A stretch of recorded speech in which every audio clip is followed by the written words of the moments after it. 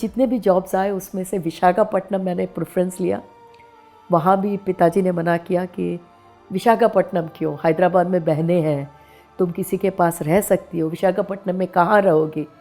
पर ये सारी चीज़ें मेरे लिए हिंड्रेंसेस ब्लॉक्स नहीं थी, मेरे लिए ये सारी चीज़ें सेकेंडरी थी। डैडी ने जो कहा वो सही था, उन्होंने ज़िंदगी देखी है। मेरी ज़िंदगी में मुझे इतना अनुभव नहीं था, पर जैसे जैसे मैंने नौकरी ज्वाइन की मुझे ये मालूम पड़ा कि फैमिली हो तो उनके साथ रहने में सुविधा होती है। तो डैडी के फ्रेंड के पास मैं रहती थी। बाद में देखिए, जब हमारा संकल्प स्ट्रांग होता है तो सृष्टि हमें कितना हेल्प करती है।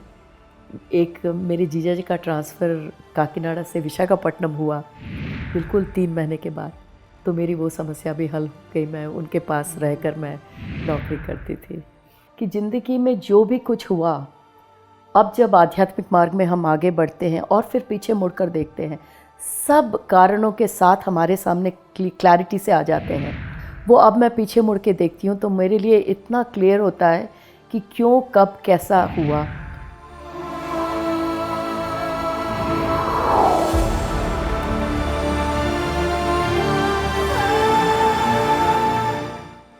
नमस्कार दोस्तों, आत्मा की यात्रा कार्यक्रम में आप सभी का स्वागत है। आज हम एक बार फिर से ब्रह्मविद बनी सरोजा गुल्लापल्ली जी से बातचीत करेंगे। अभी तक हमने उनकी प्रपंचिक यात्रा के बारे में जाना, आज हम उनकी आध्यात्मिक यात्रा के बारे में जानेंगे।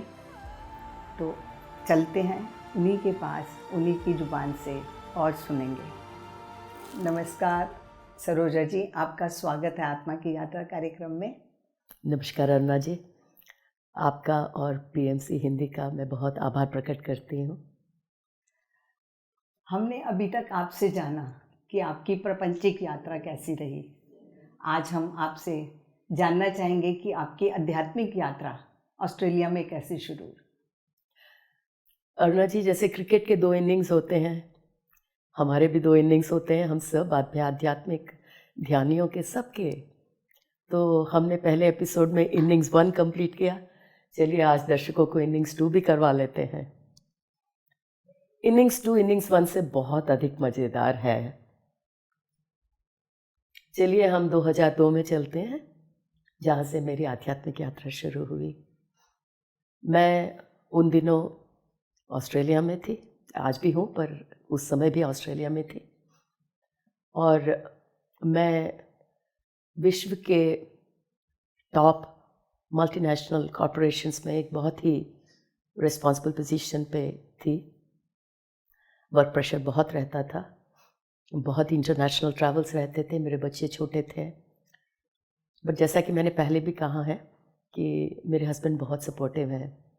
तो जैसा कि हर एक करियर वुमन के ज़िंदगी में रहता है, मेरी भी ज़िंदगी लगभग वही थी। बहुत ही सैटिस्फाइंग करियर था, बहुत ही सुंदर परिवार, सपोर्टिव हस्बैंड, बच्चे, भगवान की कृपा से उनकी हेल्थ ठीक थी। बच्चों के लिए उससे ज़्यादा हम क्या आशा कर सकते हैं। तो ऐसे सुंदर परिवार और सारे बॉक्स टिक करे हुए भौतिक ज़िंदगी में मेरी सामाजिक ज़िंदगी भी बहुत ही सुंदर थी। जैसे मैंने पहले भी कहा था कि मुझे दोस्त बनाना बहुत अच्छा लगता है, तो मेरी बहुत बड़ी फ्रेंड सर्कल थी। थोड़ा बहुत मैंने समाज में वहाँ भी बहुत नाम कमा लिया था। हमारी एक कम्युनिटी थी वहाँ पे, इंडियन कम्युनिटी, उसमें भी मैं बहुत रिस्पॉन्सिबल पोजीशन पे काम करती थी। तो आपको ज़रा नेपथ्य दे रही हूँ कि किस प्रकार की ज़िंदगी थी जब मेरी ये सेकेंड इनिंग स्टार्ट हुई। मैं उस समय समझ रही थी कि एक व्यक्ति को और क्या चाहिए, एक स्त्री को और क्या चाहिए। खुशी परिवार, एक अच्छा करियर, इतना सुंदर सामाजिक व्यवस्था जहाँ मेरा बहुत नाम था। मैं ये अहम से नहीं कह रही हूँ, मैं बिल्कुल आपको फैक्ट्स बता रही हूँ। सरोजा गुल्लापल्ली का नाम मतलब अगर कोई लेता था तो बहुत ही कम लोग होंगे जो नहीं जानते होंगे इंडियन कम्युनिटी में वहाँ पर। तो ऐसे होते हुए पलों में अक्टूबर 2002 मेरे लिए चिरस्मरणीय समय हो गया अरुणा जी। वर्क प्रेशर तो हमेशा रहता था, मुझे आदत हो गई थी। बिल्कुल प्रायोरिटीज़, मतलब ये मुख्य है तो पहले वो कर लो, उसके बाद दूसरा कर लेंगे। पर कोई भी मिस होने नहीं देती थी, क्योंकि मेरे लिए फैमिली उतनी ही इम्पोर्टेंट थी जितना मेरा काम था। मुझे ये नहीं पता था कि जो ज़िंदगी मैं जी रही थी उससे परे भी कुछ है। 2002 अक्टूबर में हमारे ऑफिस के काम से मैं शिकागो गई। मुझे भेजा गया। मैं एक बहुत बड़े प्रोजेक्ट, काफ़ी मल्टी बिलियन डॉलर प्रोजेक्ट की मैं एग्जीक्यूटिव थी, उसको डायरेक्ट कर रही थी। और उसी के सिलसिले में मैं शिकागो गई। और शिकागो में जो डिज़ाइन रिव्यू मीटिंग था वो लगभग 10 दिन का था। बहुत बिजी थे हम लोग। 9 दिन हो गए। 10वें दिन जब हम मिनट्स ऑफ मीटिंग कहते हैं कि इतने दिन जो मीटिंग हुआ उसका जो सारांश लेते हैं उसको मिनट्स कहते हैं, तो हम लोग लास्ट दिन मिनट्स ऑफ मीटिंग ले रहे थे। मैं बहुत संतुष्ट थी कि जो इम्पोर्टेंट मीटिंग के लिए मैं आई थी वो बहुत सक्सेसफुली हुआ। और मुझे वो कोई आश्चर्य भी नहीं था, क्योंकि मेरी पूरी ज़िंदगी प्लानिंग एंड ऑर्गेनाइजेशन, यही मेरी खासियत थी उन दिनों। कितना भी काम हो, मुझे टाइम मैनेजमेंट, ऑर्गेनाइजेशन स्किल्स, अपने पे भरपूर विश्वास, मुझे मालूम था मैं कर लूँगी। और इसीलिए ऑफिस में भी बहुत कठिन प्रोजेक्ट्स मुझे ही दिए जाते थे।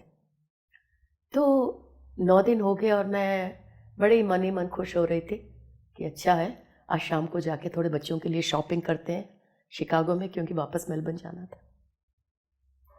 दोपहर के 3 बजे होंगे, आखिर के 2 घंटे बचे थे 5 बजे की मीटिंग। सडनली मीटिंग में बैठे बैठे मेरा माइंड ब्लैंक हो गया मैडम। अरुणा जी, मेरा माइंड इतना ब्लैंक हो गया कि मुझे कुछ याद नहीं था कि मैं क्यों वहाँ आई हूँ। मुझे कोई नहीं दिख रहा था उस मीटिंग रूम में। लगभग 15 लोग थे, पर मेरे लिए कोई नहीं था वहाँ। सामने खिड़की थी, खिड़की से बहुत सुंदर बगीचा था, पर उस 9 दिन में मैंने कभी बगीचे को इतने गौर से नहीं देखा। पर उस दिन मेरी दृष्टि खिड़की के बाहर उस बगीचे में एक फूल के पौधे पर जस्ट टिक कर रह गई। 10 मिनट हो गए होंगे, 15 मिनट हो गए होंगे, मेरे लिए समय थम गया। मुझे ज्ञात नहीं कि कितना समय हुआ होगा। बाद में मुझे पता चला कि लोग परेशान हो रहे थे मेरे चारों ओर, क्योंकि कोई बोलता हुआ सडनली रुक जाता है तो हमारे भौतिक संसार में वो बहुत ही बड़ी बात हो जाती है। पर मैं बिल्कुल अनभिज्ञ थी मेरे सराउंडिंग्स का। 1 घंटा हो गया, लोग मेरे से बात कर रहे थे, पर न मुझे उनकी बातें समझ में आ रही थी, न मुझे कुछ उत्तर सूझ रहा था, और ना ही मुझे कुछ याद है क्या उन्होंने पूछा। 4:30 के करीब जो वहाँ के प्रोजेक्ट मैनेजर थे वो मुझे मेरे होटल लेके आए जहाँ मुझे रुकना था, क्योंकि वो लोग बहुत चिंतित हो गए थे। वो कहते हैं कि उन्होंने मुझसे पूछा कि मैं ठीक हूँ और मैंने कहा ठीक है, पर ऑनेस्टली मुझे कुछ याद नहीं मैडम। मैं एक ट्रांस की स्थिति में थी, पर मुझे नहीं मालूम कि उसको ट्रांस कहते हैं, वो तो अब मैं बता रही हूँ। अब मैंने बहुत किताबें पढ़ ली तो मुझे समझ में आ जाता है कि किसको क्या शब्द यूज़ करना है, पर उस समय कोई भी ये शब्द मैं नहीं जानती थी। तो उसी अवस्था में मेरे कॉलीग भी थे जो मेलबर्न से आए थे, तो वो बड़े केयरफुली मुझे वापस लेके आए। प्लेन में भी वो कह रहे थे कि मैं बड़े आराम से अपने मन ही मन आंख बंद करके, मुझे कुछ याद नहीं है ऑनेस्टली, हम लोग वापस मेलबर्न आए। आप इतनी चुलबुली थी और मौन में चली गई, तो लोगों को ये तो होना ही था कि क्या हो गया एकदम अचानक से। आपने सही कहा अरुणा जी, कैसे ज़िंदगी के एक इनिंग से दूसरे इनिंग्स की तरफ बढ़ते हुए मेरे किरदार में कितने बदलाव आए, और यही पहला पड़ाव था। तो वापस मेलबर्न आए, और जब मेरे हस्बैंड को मालूम पड़ा तो वो आए पिक करने। तो वहाँ से मैं उनकी रिस्पॉन्सिबिलिटी थी, तो वो बहुत चिंतित थे। जैसा आपने कहा हमेशा बात करती हूँ मैं, सडनली मौन में हो गई। हम लोग घर आए, उन्होंने बहुत बात करने की कोशिश की, पर मुझे कोई दिलचस्पी नहीं थी बातों में। तो वो बोले डॉक्टर के पास चलते हैं। मैंने कहा नहीं, आई एम जस्ट फाइन। हमारे जो लिविंग रूम है वो पूरा उसका दीवार कांच से बना होता है, पीछे का गार्डन बहुत सुंदर दिखता है। तो वो अगले दिन वो छुट्टी लेना चाह रहे थे ताकि वो मेरे पास रह सके। मैंने उनसे मना किया, मैंने कहा मुझे अकेला रहना है। वो शौक हो गए। मेरी ज़िंदगी में मैं हमेशा लोगों से घिरी रहती हूँ। धीरे रहते थे। मुझे अकेलापन से डर लगता है क्योंकि मैं बहुत बड़े फैमिली से हूँ। मेरी माँ मुझे कभी अकेला 5 मिनट नहीं छोड़ती थी। घर में बहनों में सबसे छोटी थी, सब बहुत प्यार करते थे। मैं बड़ी हो गई उसके बावजूद भी मुझे बच्चा ही मानते थे वो लोग। पहली बार ज़िंदगी में मैंने ये शब्द कहे होंगे कि मुझे अकेला छोड़ दो। और मेरे हस्बैंड सोचे मुझे मानसिक रूप से कुछ प्रॉब्लम हो गई है, तो वो बोले, फिर से बोले डॉक्टर के पास चलते हैं। तो मैंने उनको रिक्वेस्ट किया कि मुझे आज तो आप छोड़ दो। तो वो चले गए, पता नहीं कहाँ गए, शायद दरवाजे के पास ही बैठे होंगे सारा दिन, मुझे नहीं मालूम। पर जाते जाते वो एक कप चाय बना के गए मैडम मेरे लिए। मुझे याद है कि मैं चाय का कप लेके बैठी थी, 8 बजे वो गए। शाम को वो 3 या 4 बजे, थोड़ा जल्दी आ गया ऑफिस से। तो वो कहते हैं कि जिस पोजीशन पे वो मुझे छोड़ के गए थे, उस चाय के प्याली से मैं वहीं पर ऐसे ही बैठी बाहर गार्डन की तरफ देखती हुई बैठी थी। तो जैसे ही उन्होंने मुझे इस स्थिति में देखा तो बहुत डर गए वो। उन्होंने मुझसे पूछा चाय नहीं पी? तो पता नहीं मैंने क्या जवाब दिया, मुझे कुछ याद नहीं कि उन्होंने चाय मुझे दी।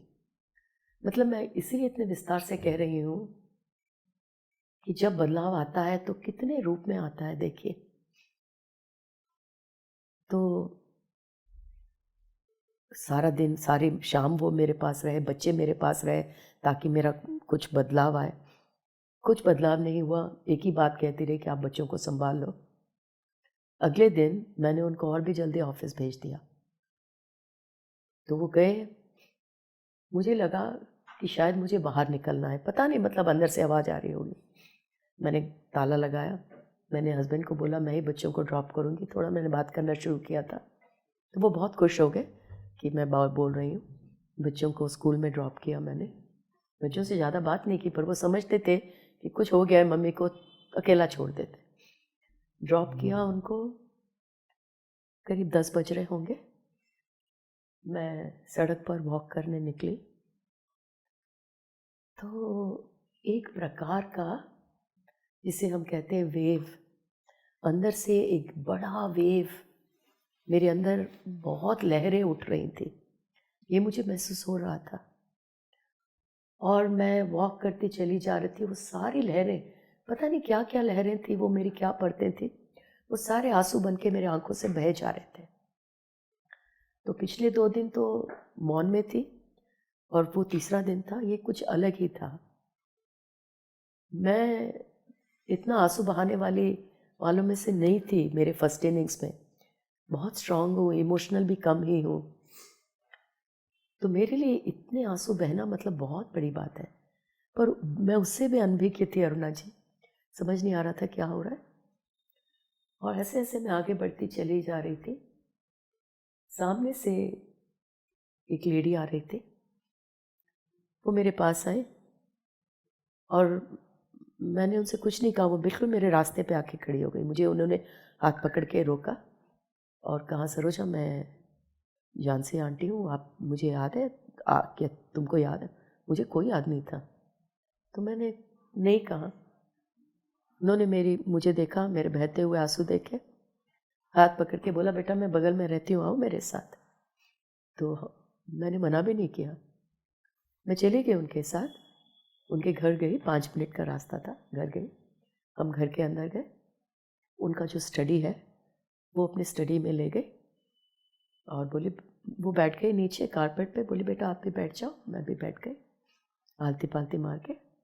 उन्होंने बोला, हाथों में हाथ रखो, उंगलियों में, इंटरलॉक योर फिंगर्स, आंखें बंद करो और अपने श्वासों को, उस पर गौर करो। मेरे लिए वो कोई नई बात नहीं लग रही थी। ऐसा नहीं लग रहा था कि ये कुछ नई बात बता रही है, हालांकि वो मेरे लिए बहुत नई बात थी। वो बोलती गई और मैं करती गई। और मैडम उसके बाद मुझे नहीं मालूम, अगले क्षण मैं एक बहुत पुराने मंदिर में थी, बहुत ही पुराना मंदिर। मैं अगर टाइम स्केल से मैं जाऊँ तो वो BC बिफोर क्राइस्ट के टाइम का मंदिर होगा। उसके जो आर्किटेक्चर था बहुत सुंदर, बहुत ही ऊंचा सीलिंग, और उसके जो पिलर्स थे मुझे आज भी याद है। बिल्कुल चारों ओर घना जंगल, जंगल में एक बहुत ही सुंदर ऊंचा शिव जी का मंदिर, और झरना, पानी बह रहा था, बिल्कुल सारे जगह पत्थर, ऐसा लग रहा था वो एक जंगल के बीच में, पहाड़ों के बीच का एक मंदिर है। मेरे पैरों के नीचे इतना सुंदर पानी का फीलिंग। और मैं धीरे धीरे उस मंदिर के पास चली गई। सामने शिव जी का शिवलिंग था। मैं वहाँ बैठ गई जाकर। प्रकृति का इतना सुंदर रूप मैंने कभी नहीं देखा था, और उस प्रकृति में मैं समा गई। वहाँ पर जाकर भी मुझे मेरा समय उस दुनिया में भी थम गया, और मैं वहीं बैठ गई। उस जंगल में मुझे पता नहीं कितनी चीज़ें दिख रही थी। ऐसा लग रहा था ये तो बहुत ही सुपरिचित जगह है। उस मंदिर के हर कोने में मुझे चलते हुए मैं नज़र नहीं आ रही थी, ऐसा लग रहा था मैं फ्लोट हो रही हूँ। मैं फ्लोट होते हुए पता नहीं वहाँ कितनी जगहों पर, बहुत सुंदर था, इतना आनंद उठा रही थी मैं। तो लगा कोई मुझे हिला रहा है, दूसरी दुनिया में ले गया आपको। हाँ कोई हिला रहा है मुझे बहुत गुस्सा आ रहा था कि कौन मुझे यहाँ पर, मतलब यहाँ से डिस्टर्ब कर रहा है। तो तुरंत मैंने आंखें खोला, सामने आंटी खड़ी हुई थी। तो मैं बहुत चिड़ी हुई थी कि कहाँ से कहाँ आ गई मैं फिर वापस। तब आंटी ने बोला, बेटा मेरे को थोड़ी चिंता हुई, आप 4 घंटे से बैठी हुई हो और बच्चों को पिक करने का टाइम हो गया है, इसीलिए मुझे उठाना पड़ा। क्योंकि शायद मैंने उन पे थोड़ी चिड़चिड़ाहट से बोला होगा कि क्यों मुझे डिस्टर्ब कर रहे हो। तो बेचारी वो जस्टिफिकेशन दे रही थी। तो वो जब बोली 3-4 घंटे से बैठे हो, तो मैंने बोला क्या बोल रही है, मैं तो 5 मिनट, मेरे लिए वो अनुभव सिर्फ 5 मिनट का था। तो उन्होंने फिर समय दिखाया और बोला 3:30 बज रहे हैं बेटा, आपके बच्चे वेट कर रहे होंगे। तब मुझे थोड़ा समय लगा कि समय को अपने मन में लाने के लिए, क्योंकि अब जैसे अब मुझे सारे शब्द आते हैं, मैं स्पेस और टाइम के परे चले गई थी, तो मेरे लिए समय का कोई मायना नहीं था। तो जब उन्होंने समय कहा तो थोड़ा टाइम लगा मैडम। ये कहानी मुझे इसलिए बताना पसंद है कि जब हम सेकेंड इनिंग्स में पैर रखते हैं तो वो किसी भी प्रकार से हो सकता है, पर इतनी खूबसूरती से सेकेंड इनिंग्स में पैर रखने का मौका मुझे मिला, इसके लिए मैं सृष्टि के लिए आभारी हूँ, मेरे डिवाइन प्लान के लिए आभारी हूँ। फिर जब मैं इस दुनिया में आई, मेरा मन गा रहा था। सारे धुन जो मुझे पसंद थे मेरे मन में एकदम एक के बाद एक गूंज रहे थे। मैं तुरंत स्प्रिंग जैसे खड़ी हो गई और बोला, हाँ मेरे तो बच्चे हैं, उन्हें मुझे लेना है। मैंने उनको गले लगाया और बोला, थैंक यू आंटी। और मैंने अपना बैग उठाया। मैं चल नहीं रही थी मैडम, मैं उछल रही थी। मैंने ये नहीं सोचा कि क्यों चल रही हूँ, चलना मेरे मन में कोई प्रश्न नहीं था। बिल्कुल सहज स्थिति थी वो मेरे लिए। आंटी मुस्कुराती हुई रही, पर फिर दरवाजे के पास मुड़कर मैंने पूछा, क्या करवाया आपने, हिप्नोटिज्म? क्योंकि तब ज्ञात हुआ कि बहुत बड़ा ट्रांसफॉर्मेशन अंदर ही अंदर हो गया है। तो पूछा उनसे, क्या आपने मेरे को हिप्नोटाइज किया? वो इतना हंसी, बोली, नहीं बेटा, आपने जो किया उसको ध्यान कहते हैं। तो फिर वापस आई मैंने, ध्यान? You mean meditation? तुमने कभी नहीं किया? मैं कभी नहीं किया। तो मैं ऐसे बोली और तुम बैठ गई? हाँ। तो इसको मेडिटेशन कहते हैं? तो बोला, हाँ मेडिटेशन है, इसको आनापानसति कहते हैं। फिर उन्होंने 5 मिनट बताया। और जाते जाते उन्होंने कहा एक किताब दे दी मेरे हाथ में, ये पढ़ना जब समय मिले। तो मैं बोला ज़रूर। और मैडम मैं गई बच्चों को पिक करने के लिए। बच्चे बहुत डरे हुए थे 2 दिन से, क्योंकि मैंने बात नहीं किया था उनसे। बहुत सहमे सहमे आए वो, और अपनी पुरानी माँ को देखकर दौड़ते हुए वो आके मेरे से गले लग गए।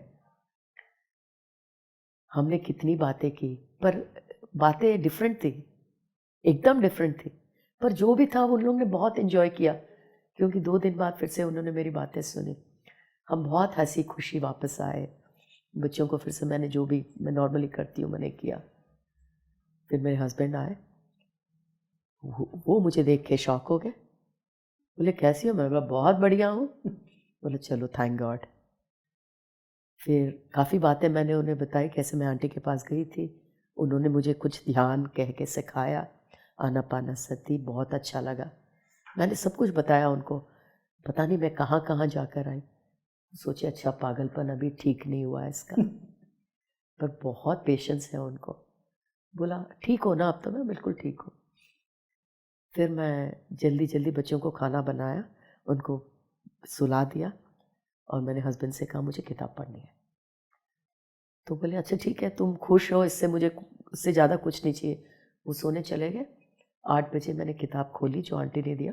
हम उस किताब का नाम जान सकते हैं? जरूर अरुणा जी, वो एक ऐसी किताब है जो हर ध्यानी की ज़िंदगी में आती है, ऑटोबायोग्राफी ऑफ अ योगी।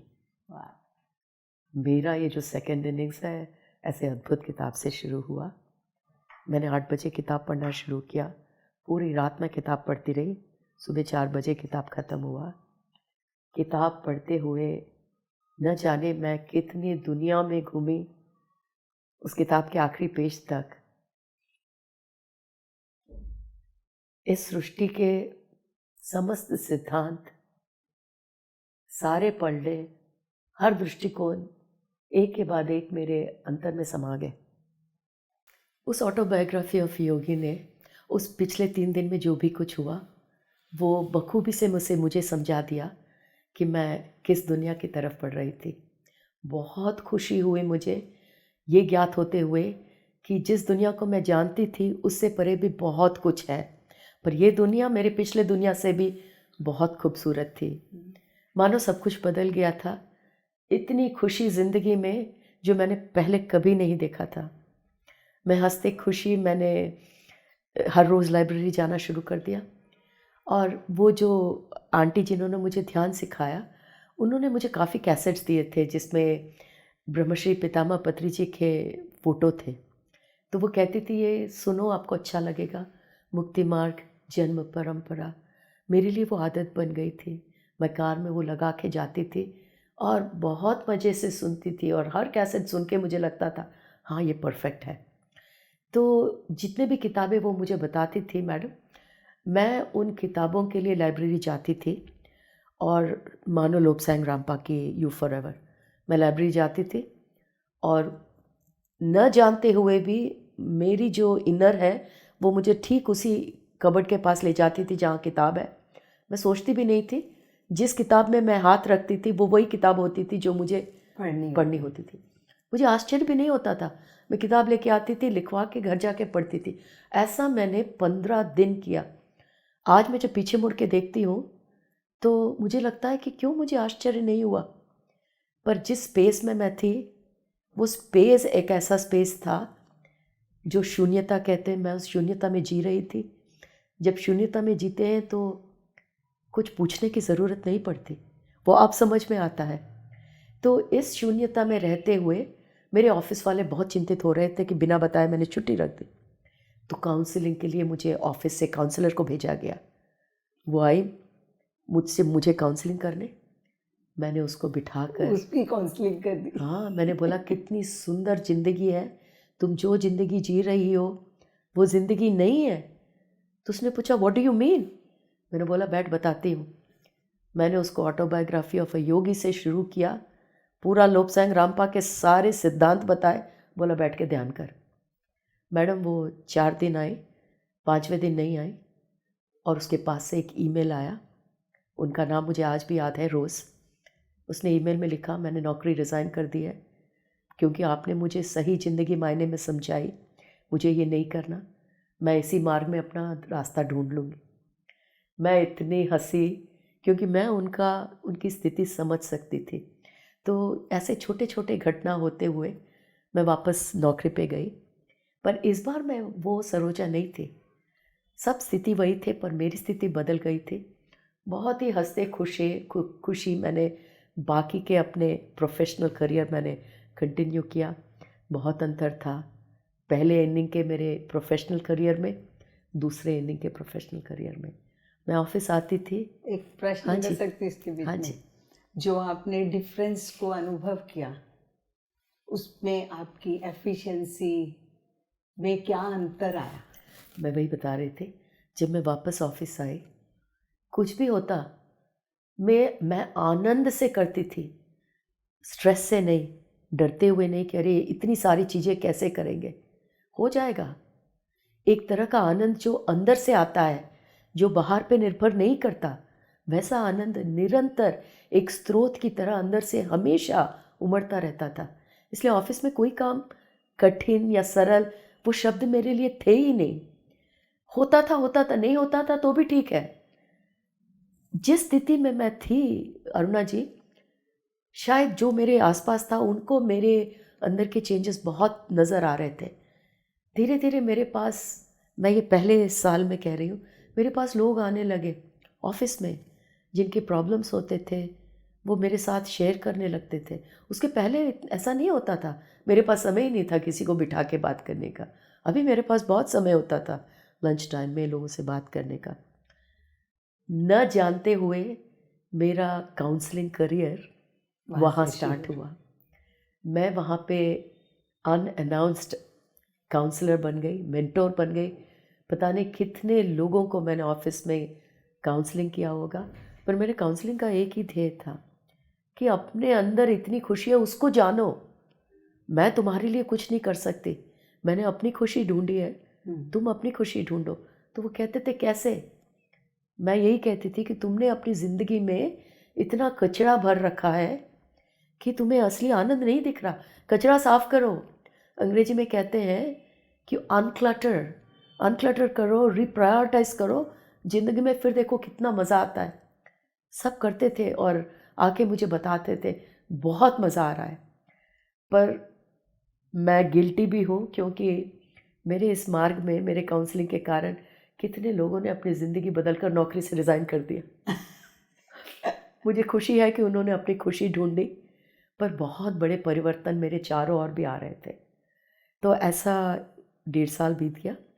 फिर मैं जब इंडिया आ रही थी तो झांसी आंटी ने बताया कि बेटा जो कैसेट्स आप सुन रहे थे उनके ध्यान सभा चल रहे हैं, तो आप इंडिया जा रहे हो तो उनसे मिलो। तो मैं जब इंडिया आई तो पत्री जी के ध्यान महासभा कहते थे, बेगमपैट में के बगल में परेड ग्राउंड्स में चल रहे थे। तो वहाँ पे मैं पत्री जी से मिली। वो मिलना भी बहुत ही खूबसूरती से हुआ। पत्री जी डाइस पर थे, मैं बिल्कुल पीछे थी क्योंकि मुझे मालूम भी नहीं था, और मैं यही सोच रही थी कि मेरे पास 5 मिनट हैं, 5 मिनट यहाँ बिता लेती हूँ, उनसे तो मिलना नामुमकिन है। आपको मालूम है ना ध्यान महासभा में क्या होता है। 5 मिनट हुए होंगे अरुणा जी, पत्री जी जो प्रोग्राम कर रहे थे उसको उन्होंने रोका। वो धीरे धीरे स्टेज पे से उतरे, उनके साथ काफ़ी बड़ी ग्रुप रहती है, वो सब उनको फॉलो कर रहे थे। वो सीधा चलते हुए बिल्कुल जहाँ दीवार है वहाँ बैठी थी मैं दीवार पे, क्योंकि चेयर भी नहीं थे। वो सीधा मेरी तरफ आ रहे थे, मतलब सबसे बात करते हुए। मैं भी उसी रास्ते में एक तरफ थी, आके मेरे पास रुक गए वो। तो उन्होंने मुझे शेक हैंड दिया, तो मैंने भी उनको शेक हैंड दे के कहा कि I am Saroja from Melbourne. और उसके बाद मुझे नहीं कुछ कहने को था नहीं, और बड़े आनंद से मैं उस स्थिति में थी। सर ने कुछ नहीं कहा, पर उस सेकेंड इनिंग्स में मेरे हर शब्द आंसू के ही रूप में निकलते थे। आज भी मेरे भावनाएं सारे मेरे आंसू में ही बहते हैं।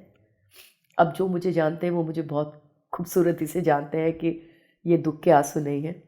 तो उस दिन भी मेरे सिर्फ 2 आंसू मेरे आँख से निकले, और उसके जवाब में पत्री जी की आंखों में भी बिल्कुल आंसू थे।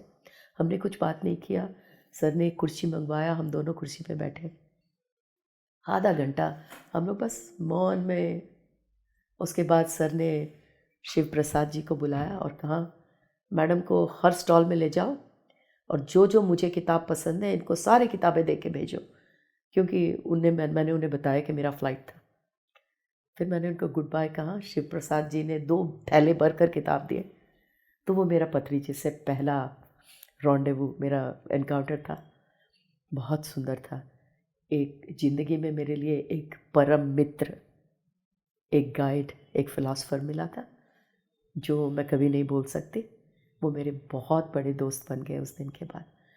तो ऐसे मेरी आध्यात्मिक ज़िंदगी जो चल रही थी, ये जो खुशी मैंने प्राप्त की अरुणा जी, वहाँ से मेरे मन में ये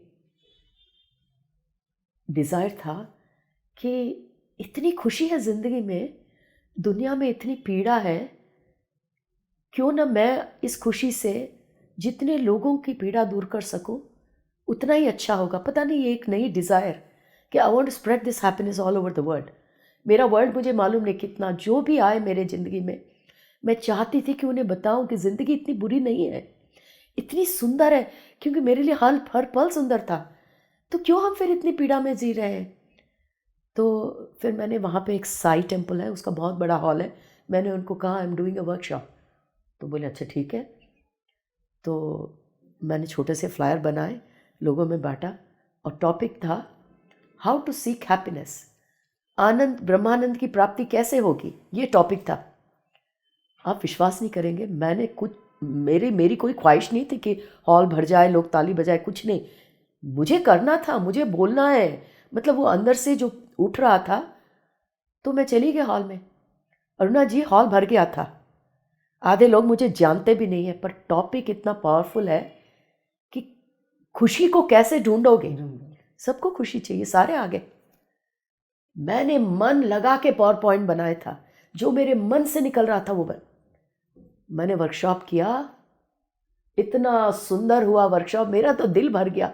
और मैं जो एग्जाम्पल्स बता रही थी, पता नहीं कहाँ कहाँ से वो एग्जाम्पल्स आ रहे थे, मुझे नहीं मालूम कि वहाँ से मेरी वर्कशॉप की ज़िंदगी शुरू हो गई।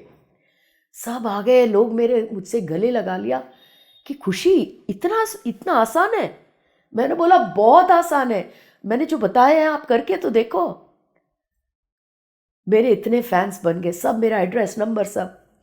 बोले आप फिर और वर्कशॉप करेंगे? हाँ, ये हॉल फ्री दे रहे हैं ये लोग, मैं हर सैटरडे करूँगी, आप लोग आओ। बस नाम नहीं था मेरे प्लेटफॉर्म का, पर वर्कशॉप शुरू हो गए। तो फिर सबको नाम चाहिए। Madam you have to tell us what platform. क्या प्लेटफॉर्म, मेरा तो कोई नाम ही नहीं है। तो वहाँ जो खड़े थे वो बोले सरोजास प्लेटफॉर्म लगा लो। मैंने बोला एक सरोजास प्लेटफॉर्म, मेरा प्लेटफॉर्म तेरा प्लेटफॉर्म, इसका कुछ मकसद तो है नहीं। फिर मैं जब घर आई तो मैंने बोला सरोजास मेडिटेशन, सरोजास स्पिरिचुअल। फिर तब मेरे अंतर्वाणी ने बोला बेटा तू ऑस्ट्रेलिया में है, तू मेडिटेशन लिख, भाग जाएंगे, कोई नहीं आएगा तेरे पास। तब मैंने सोचा ठीक है, थोड़ी चीटिंग चलती है। तो मैंने चीट किया, मैंने न आध्यात्मिक वर्ड यूज़ किया न ध्यान। मैंने बोला एम्पावरमेंट। एम्पावरमेंट वर्ड बहुत चल रहा था उन दिनों। ये हम एम्पावर ही तो कर रहे हैं अपने आप को, सशक्तिकरण। हमारी शक्ति बाहर से नहीं आती है, अंदर से आती है। स्वशक्तिकरण, हमारी शक्ति को ढूंढना अपने अंदर से हर एक का काम है, वही तो हमारी दिव्यता है। मैंने बोला ये तो बहुत क्लोज है जो मैं चाहती हूँ। बस नाम आ गया, सरोजा सेल्फ एम्पावरमेंट वर्कशॉप। अगले दिन गई, बोर्ड पर लिखा सरोजा सेल्फ एम्पावरमेंट वर्कशॉप। सारे ताली बजाने लगे, उन्हें बहुत पसंद आया। फिर मैंने उनको समझाया सेल्फ एम्पावरमेंट मतलब क्या होता है। वो ये वर्कशॉप 2 दिन चला, क्योंकि स्वशक्तिकरण शब्द सुनने के लिए एक ही शब्द है, पर उसका तात्पर्य बहुत गहरा है। जब हम अपने अंदर जाते हैं, अपने अंदर की शक्ति से जुड़ते हैं, दुनिया की सारी शक्तियाँ फीकी पड़ जाती हैं। और सबकी चाहत रहती है कि मुझे भी मिले ये चीज़। अरुणा जी, हम सब बाहर की दुनिया पर निर्भर हैं। खुशी चाहिए तो बाहर से आएगी। कोई ताली बजाएगा तो हम खुश होंगे, और अगर नहीं बजाता तो हम दुख हो जाते हैं। अगर हम अपने अंदर ही उसके कारण ढूंढ ले, बाहर पर नहीं निर्भर हो, तो हम भी रमन महर्षि की तरह आराम से घर में बैठ के हा हा हा, अपनी ज़िंदगी की खुशी, हमें किसी पर डिपेंड होने की ज़रूरत नहीं है। मैंने जो खुशी अपनी ज़िंदगी में ढूंढी, उस दिन 120 लोग जो आए थे उन सभी से मैंने शेयर किया। बहुत मज़ा आया। मैंने सोचा ये तो मेरा मेरा आनंद एक और लेवल बढ़ गया है। उस दिन से मेरा सरोजा सेल्फ एम्पावरमेंट वर्कशॉप में वर्कशॉप्स, काउंसलिंग और ध्यान सिखाना, ये तीनों साथ साथ, और घर में मैं स्वाध्याय करती थी। धीरे धीरे लोगों को सज्जन सत्संग बताते हुए न जाने कितने सपोर्ट नेटवर्क मैं क्रिएट कर रही थी। काउंसलिंग की दुनिया में धीरे धीरे यूनिवर्सिटी से लोग आने लगे कि आपका काउंसलिंग बहुत काम कर रहा है, हमारे स्टूडेंट्स को आप करो, क्योंकि बहुत सुसाइड रेट्स ज़्यादा है अरुणा जी यूनिवर्सिटीज़ में। ये मुझे बाद में स्टैटिस्टिक्स से मालूम पड़ा। उस दिन से मेरा फोकस बच्चों पर, टीनेजर्स पर, यूनिवर्सिटीज़ में जिनको ज्ञान की आवश्यकता है, धीरे धीरे सृष्टि मुझे वहाँ लेकर चली गई। तो मेरा काउंसलिंग इतना पॉपुलर हो रहा था। काउंसलिंग मैं कर नहीं रही थी, लोग प्रश्न पूछते थे, जवाब आ जाते थे। मैं कभी सोचती नहीं थी कि जवाब कहाँ से आ रहे हैं, और वो जवाब उनके लिए एकदम परफेक्ट। मैं इतनी पॉपुलर हो गई कि मेरा नंबर सब जगह, यूएस, यूके, पता नहीं कहाँ कहाँ लोग आधी रात मुझे फ़ोन करते थे, क्योंकि उन्हें ये नहीं मालूम था कि मैं ऑस्ट्रेलिया में हूँ। मैं बड़े आराम से फ़ोन उठाकर आधी रात उनका काउंसलिंग। ऐसा मेरी ज़िंदगी न जाने कितने दिन चलती हुई। मैं ज़रा फास्ट फॉरवर्ड भी आपको करती हूँ, क्योंकि इस ध्यान के आध्यात्मिक मार्ग में फिर मेरे 2 इनिंग्स हैं, एक बिफोर कोरोना, एक आफ्टर कोरोना। तो ये जो बिफोर कोरोना की जर्नी थी बहुत सुंदर थी, बहुत मज़ा आ रहा था। मैं एक दिन ऐसी वर्कशॉप कर रही थी, तो एक लेडी आई, बोली कि आप, ये तो इतनी फिज़िकल लिमिटेशन है, आप जाकर हर जगह वर्कशॉप करती हैं, आप जूम पे क्यों नहीं करती? तो मैं, जूम क्या है? बोली आइए, मैं आईटी हूँ, मैं सिखाती हूँ। तो ये कोरोना आने के 3 साल पहले की बात है। उन्होंने मुझे जूम सिखाया, बोला आप घर से करो, हम सब कनेक्ट होंगे। अरे ये तो बढ़िया बात है। मतलब सृष्टि मुझे प्रिपेयर कर रही थी आने वाले समय के लिए। तो मैं धीरे धीरे जूम करते हुए, मुझे इतनी आदत हो गई है जूम, मैं बोला तो बढ़िया है, घर पे बैठ के कर लो। पर ठीक है, फिजिकल टच नहीं रहता। 2019 की बात है, मैं सीढ़ियों से उतर रही थी, और मैं बहुत केयरफुली उतर रही थी घर पे। मैं स्लिप हो गई, सीढ़ियों से गिर गई, मेरा एक पैर ऊपर रह गया, और जब मैं पैर ऊपर से खींच रही थी, बहुत शूटिंग पेन हुआ। बहुत क्लियर था कि मैंने डैमेज कर लिया है, और पेन इतना ज़्यादा था अरुणा जी कि मैं लिटरली बेहोश हो गई। और उस आवाज़ से, मतलब मेरे हस्बैंड और डॉटर दौड़ते हुए सीढ़ियों पे आए, मैं बड़ी ऑकवर्ड पोजीशन में गिरी हुई थी। जब वो पेन में मैं बेहोश हो रही थी, तब एक थॉट जो मेरे मन में आया कि जो दर्द मैं सह रही हूँ, वो कभी ना कभी मैंने किसी न किसी आत्मा को इतना दर्द दिया है। मेरा दर्द सेकेंडरी हो गया।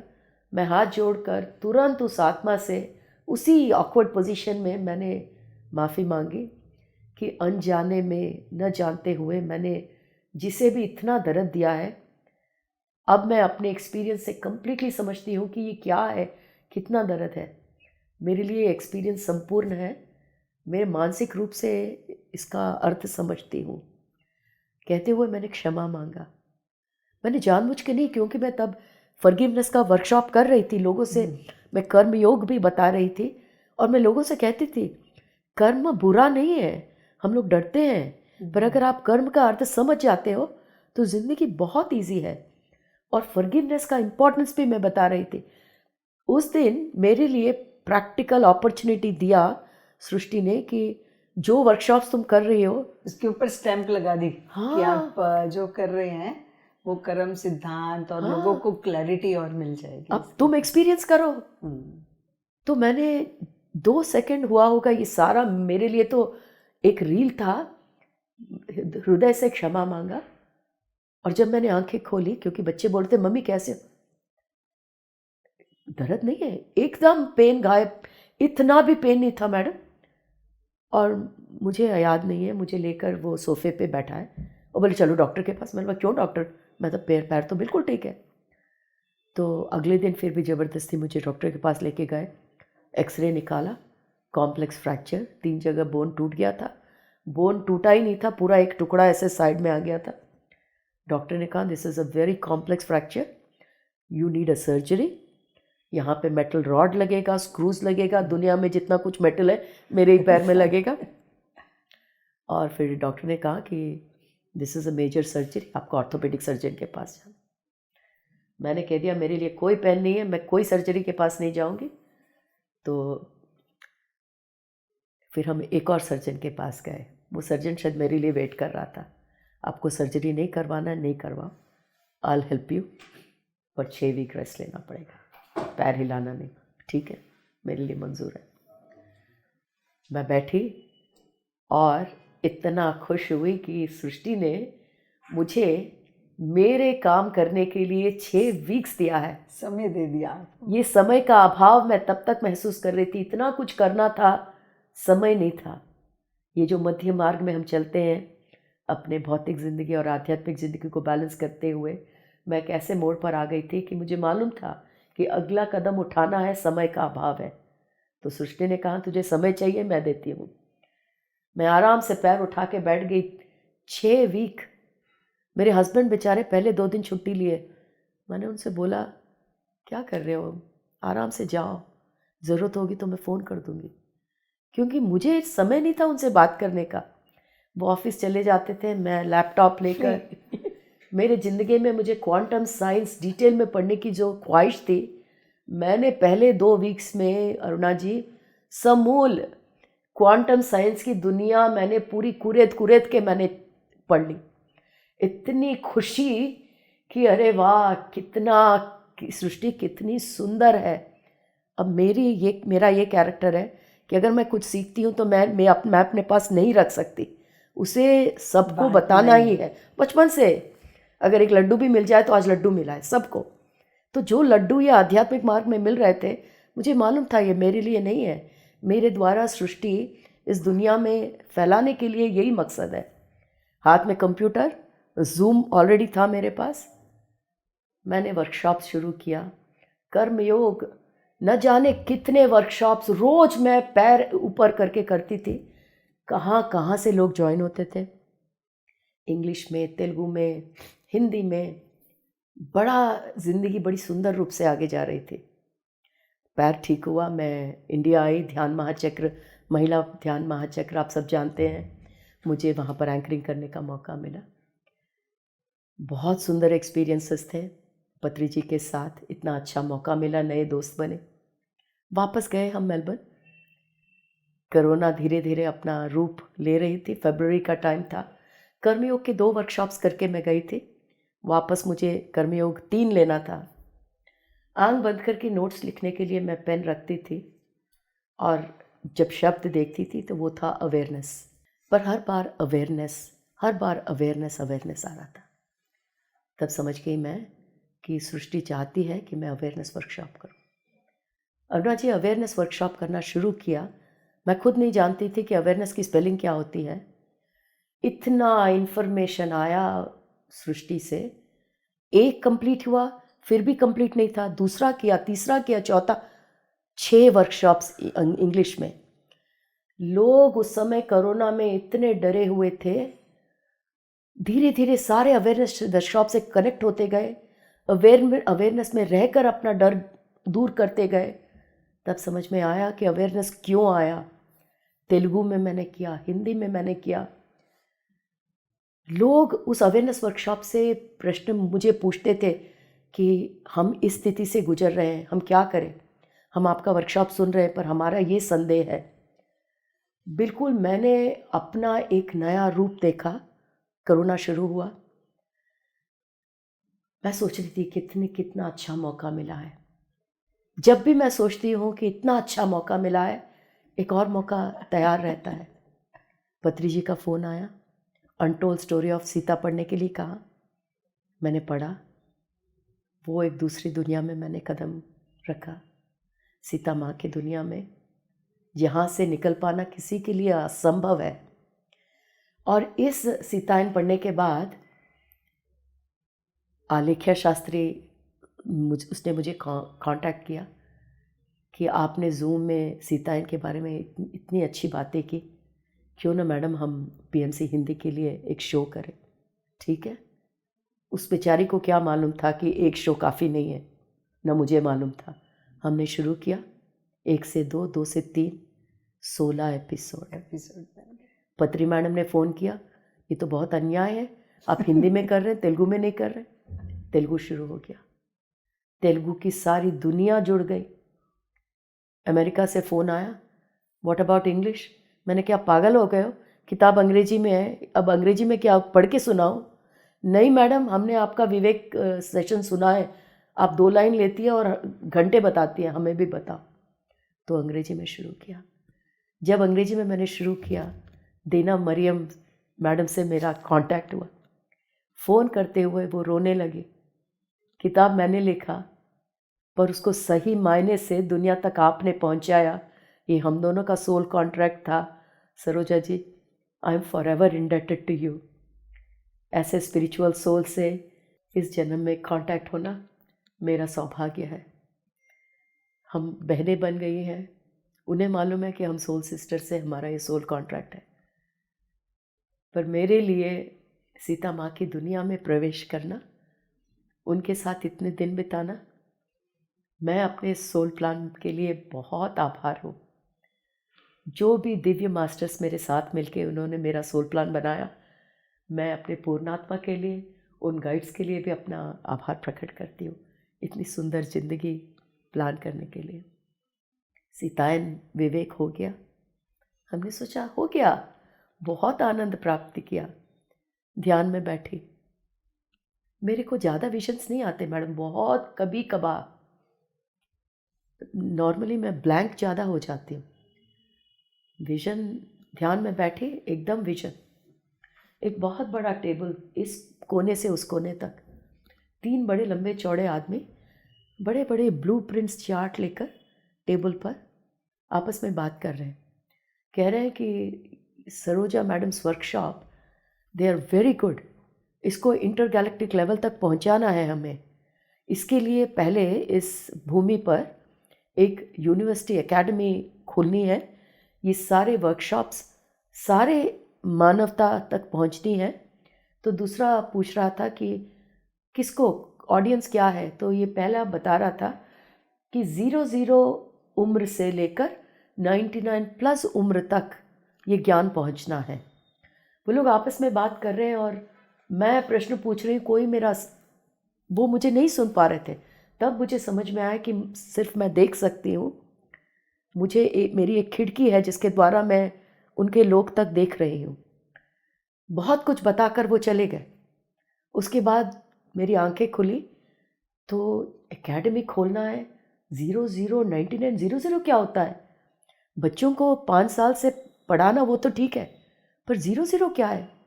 तो उसी दिन मैंने डिसाइड किया, अच्छा ठीक है, एकेडमी खोलना है, बच्चों के लिए मैं खोलूँगी, 5 साल के बच्चों से 17 साल के बच्चों तक। क्रिस्टल जनरेशन है जो अभी बच्चे आ रहे हैं, क्रिस्टल चिल्ड्रन कॉर्नर एकेडमी इसका नाम रखेंगे। ये सब ध्यान में आ रहे थे, ये सब बातें। प्रश्न एक था कि 00 क्या है? मैं बाथरूम की तरफ बढ़ रही थी तो मैंने फ़ोन उठाया तो मेरे साथ एक और मास्टर हैं, यूएस में न्यू जर्सी में रहते हैं, उनका नाम श्रीधर है। बहुत हड़बड़ाते हुए phone, madam I have to talk to you. बोलो बेटा।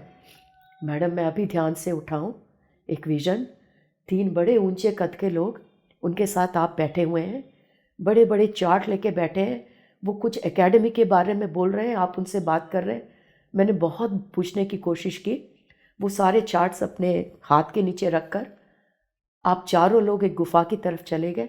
मैंने भी पीछा किया, आप लोग गुफा के अंदर निकल गए, पर मैं अंदर नहीं आ सका। मैंने काफ़ी कोशिश की पर मैं पैर नहीं रख सका। तो मुझे आपको ये बताना है। मैं तो खुद ही अपने विजन से डील कर रही थी। मैंने उनको थैंक यू बोल के रख दिया। अब समझ में आ गया कि मास्टर्स अब पूछ रहे हैं कि अगला कदम उठाओ। ये 00 क्या करूं मैं? तुरंत ध्यान में बैठी कि मास्टर्स मुझे समझ में तो आ रहा है क्या करना है, पर ये 00 भी तो बताओ। मैं बच्चों को तो ले लूँगी क्लासेस, मुझे आप सहायता कर दोगे, मुझे मालूम है। 5 साल के बच्चे से 17 साल, 18 तो एडल्ट हो जाते हैं, 2 दिन लगे मैडम, 2 क्या 3 दिन। तीसरे दिन विजन आया कि अभी जो टाइम चल रहा है उसे असेंशन कहते हैं। इस पृथ्वी पर एक महापरिवर्तन हो रहा है। इस महापरिवर्तन में भाग लेने के लिए ऊपर आत्माएं लाइन लगा के खड़ी हुई हैं। ये महापरिवर्तन एक ऐसा समय है जो हम महाभारत के समय में देख चुके हैं, एक युग परिवर्तन का समय जो द्वापर युग से कलयुग के संधि समय में हुआ था। ऐसा ही महान परिवर्तन समय अभी इस संधि युग में हो रहा है। इस महापरिवर्तन में भाग लेने के लिए महान आत्माएं जैसे भीष्म पितामह थे, जो अपने अंतिम जन्मों में है, आखिरी पोटली जो उनका कर्म रहता है, ऐसे आत्माएं, वृद्ध आत्माएं कतार में हैं। पर जब वो वहाँ से धरती की तरफ देखती हैं तो हमारे अंदर की चेतना एक ज्योति की तरह उनको दिखती है। पर ज्योति उनके लिए काफ़ी नहीं है उतर के आने के लिए, उन्हें ज्वाला चाहिए, आत्मा की ज्वाला का रूप चाहिए, और उन्हें मिल नहीं रहा इस समय। तो आपको हम ये रिस्पॉन्सिबिलिटी दे रहे हैं कि जो कपल्स बच्चे चाह रहे हैं उनकी डिविनिटी बढ़ाओ। डिविनिटी बढ़ाओ का मतलब है उनको कनेक्ट करवाओ ताकि वो अपना वाइब्रेशन बढ़ा सके, उनके अंदर की ज्योति और जगमगाए ताकि उनकी फ्रीक्वेंसी मैच हो सके, वो आत्मा आ सके। इतना सुंदर विजन, सब समझ में आ गया। उन्होंने शायद मुझे एक विजन दिखाया पर ये बातें सारी मेरे मन से आ रही थी। क्या सुंदर सृष्टि है ये, भौतिक सृष्टि से परे कितना कुछ चल रहा है जो हमारे समझ के बाहर है। सब कुछ समझ में आ गया था अरुणा जी, क्या करना है, क्या आगे है। इतना सुंदर तात्पर्य। जब मैंने आंखें खोला तो समझ में आ गया कि एक क्लास उन डिवाइन कपल्स के लिए लेना है, दूसरा क्लास जो आत्माएं गर्भ में आ गई है माँ के, उन कपल्स के लिए लेना है ताकि वो समझ सके कि इन दिव्य आत्माओं के साथ क्या करें, और तीसरा क्लास उन पेरेंट्स के लिए जिनके बच्चे 5 साल से छोटे हैं, क्योंकि वो दिव्यता से भरे रहते हैं, मन से परे रहते हैं। तो मैंने 3 क्लासेस, सब क्रिस्टल नाम, रोज, रूबी, सफायर, एकदम 5 मिनट में डिसाइड हो गया। स्पिरिचुअल पेरेंटिंग हम क्लासेस कर रहे हैं। श्रीधर सर को बुलाया जो हमारे आईटी हैं, बेटा गूगल फॉर्म्स डाल दो, बच्चों के 5 साल से 17 साल की क्लास, उसको हमने 3 भागों में डिवाइड किया। 5 से 9 मूनस्टोन, 10 से 13 एमेथिस्ट, 14 से 17 जास्पर, हर एक क्लास क्रिस्टल के नाम पर। अब गूगल फॉर्म्स गए, 3 दिन में 1000 से ज़्यादा एप्लीकेशन। ये क्या हो रहा है? हमने तो एक छोटा सा फ्लायर भेजा कि हम होलिस्टिक विजडम देंगे। मेरे लिए होलिस्टिक विजडम का मतलब है बच्चे सिर्फ भौतिकता सीखते हैं, तो I wanted to teach them about body, mind, soul and spirit. शरीर, मन, आत्मा, परमात्मा। अगर ये चारों चीज़ें बच्चे सीख जाते हैं, सीखने को कुछ बचा ही नहीं है। तो ये सारी चीज़ें बिल्कुल अपने आप आ रही थी। सिलेबस लिखने के लिए मैं पेन लेकर बैठी, अरुणा जी आंख बंद किया, आंख खोल के देखा, इतना सुंदर सिलेबस। प्राणायाम से शुरू करो, 5 मिनट ध्यान, उसके बाद टॉपिक्स देखकर मैं meditation and its benefits, gratitude, Jonathan Seagull कौन सा किताब बताना है वो भी। तो ऐसे सुंदर सुंदर टॉपिक से इमोशनल मैनेजमेंट जो हम बड़ों को नहीं आता कि गुस्सा कैसे संभाले, फियर को कैसे हटाएं, ये सारे उसमें सिलेबस थे। टीचर्स नहीं थे हमारे पास। वॉलंटियर्स के लिए हमने डाला 150 वॉलंटियर्स एक वीक में, आधे से ज़्यादा गृहिणियाँ आ गई। हमने सबको ट्रेन किया। 3 वीक्स में अरुणा जी क्रिस्टल चिल्ड्रन कॉर्नर एकेडमी साकार होके हमारे सामने आ गया। इतना आनंद, जो आनंद मैं खुद अपने मन ही मन समा रही थी, सब में, पूरे विश्व में इस क्रिस्टल चिल्ड्रन कॉर्नर एकेडमी के द्वारा आग की तरह फैला। हमने 3 बैचेस कंप्लीट किए हैं, 4था बैच हम जनवरी में शुरू कर रहे हैं। हर बैच के एंड में जो ग्रेजुएशन सेरेमनी होती है, उसमें जब बच्चे ध्यान में बैठते हैं तो हमें जो विजन्स मिलते हैं कि अगले बैच में हमें क्या करना है, हमें कोई सोच विचार की ज़रूरत नहीं होती। इस क्रिस्टल चिल्ड्रन कॉर्नर एकेडमी से ही हम इतना खुश थे। तो इस साल के शुरू में अनाथ आश्रम हमें कांटेक्ट करने लगे कि हमने आपका holistic wisdom crystal children corner academy का सुना है, क्या आप हमारे बच्चों को दे पाएंगे? हम कभी आश्रमों में नहीं गए, पर मुझे समझ में आ गया कि सृष्टि अब मुझे एक और तरफ बढ़ा रही है। तो हम तैयार हो गए अनाथ आश्रम की तरफ। तो जुवेनल होम, आप जानते होंगे जुवेनल होम क्या होता है। जो बच्चे क्राइम करते हैं उनको प्रिजन में नहीं रखा जाता, जुवेनल होम्स में रखते हैं। जुवेनल होम से हमें फ़ोन कॉल्स।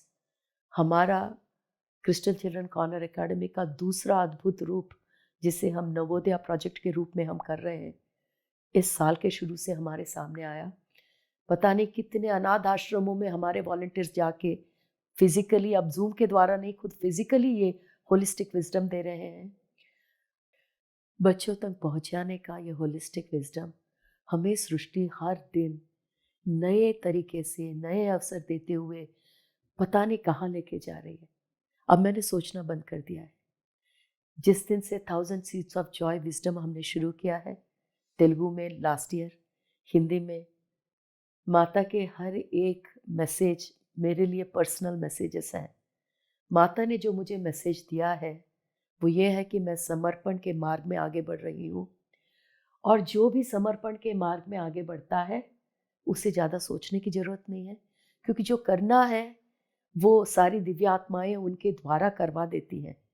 मैं अपना पात्र इस विश्व में समझ गई हूँ अरुणा जी। मैं एक मीडियम हूँ, एक माध्यम हूँ, जिसके द्वारा सृष्टि मेरे से जो भी चाहिए करवा रही है। मुझे बहुत खुशी है कि इस सृष्टि के अद्भुत रचना में मैं एक भाग बन चुकी, और इस भाग के रोल को निभाते निभाते मैंने इतना ब्रह्मानंद प्राप्त किया है कि हमारे शो का नाम ही ब्रह्मानंदम हो गया है। मैं चाहती हूँ कि इस ब्रह्मानंदम शो के द्वारा जो ब्रह्मानंद सृष्टि मुझे दे रही है, मैं उस ब्रह्मानंद को अपने चारों ओर एक लौ की तरह फैला पाऊँ, और ये लौ एक ज्वाला की तरह फैलकर इस पूरे विश्व को जगमगा दे। जिस ब्रह्मानंद को, जिस सार्वभौमिक प्रेम को हम मूल समझते हैं, जिसके आधार पर ये सारी सृष्टि बनी है, मैं चाहती हूँ कि हम हर एक प्राणी उस आध्यात्मिक प्रेम को, उस सार्वभौमिक प्रेम को समझ सके, ब्रह्मानंद की एकता की कड़ी में जुड़ सके। आपके लिए और हमारे पीएमसी दर्शकों के लिए मेरा यही संदेश है। धन्यवाद। धन्यवाद सरोजा जी। प्रश्न के लिए कोई गुंजाइश नहीं है, और आपने इतना अच्छा हमें बताया कि जब हम मौन होकर समर्पित हो जाते हैं तो हमें कुछ भी करने की ज़रूरत नहीं पड़ती।